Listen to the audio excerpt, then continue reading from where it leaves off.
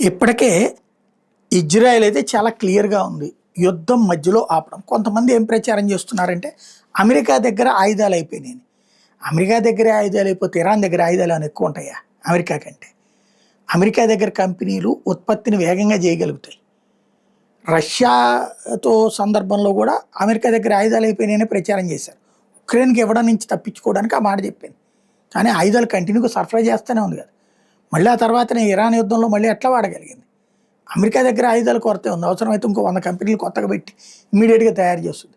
సమస్యల్లా Israel, America దగ్గర ఆయుధాల కొరత ఏం లేదు. వ్యూహ కొరతే ఉంది. ఆత్మగౌరవ కొరతే ఉంది. అక్కడ ఇరానోడు మతాన్ని రెచ్చగొట్టేశాడు.